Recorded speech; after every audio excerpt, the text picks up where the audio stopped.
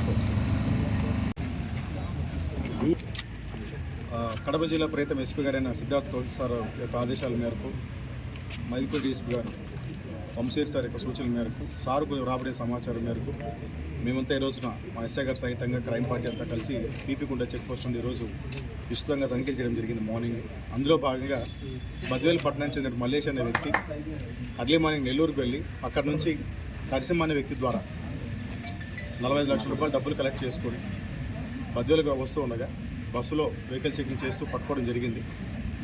ఈ డబ్బు ఎక్కడదని చెప్పి మనం గట్టిగా విచారిస్తే ఈ ఏరియాలో దాన్ని హుండీ డబ్బుగా బాగా ప్రాచుర్యం పొందినటువంటి డబ్బుగా తెలుస్తూ ఉంది.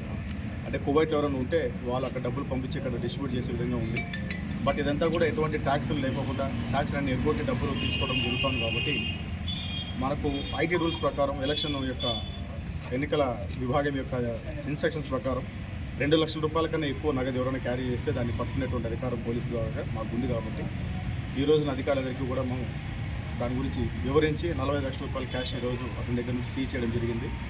సో దీన్ని ఇన్కమ్ ట్యాక్స్ విభాగం వారి అందరికీ కూడా పంపించడం జరుగుతుంది. తదుపరి వాళ్ళ సూచనల మేరకు మరి ఎన్ఫోర్స్మెంట్ డైరెక్టర్ పోతుందా లేదా వాళ్ళ వరకు ఎండ్ అవుతుంది అనేది మళ్ళీ చేస్తాం.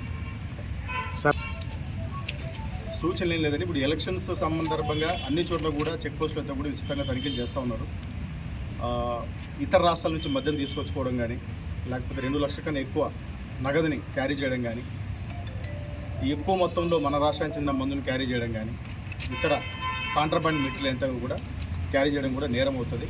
సో వాటిని చెక్ పోస్టులు దొరికితే పట్టుకొని వాళ్ళ మీద సంబంధంగా కేసులు కూడా కట్టడం జరుగుతుంది. సో ప్రజలందరూ కూడా దీన్ని గమనించాలి, పోలీసు వారికి సహకరించాలి.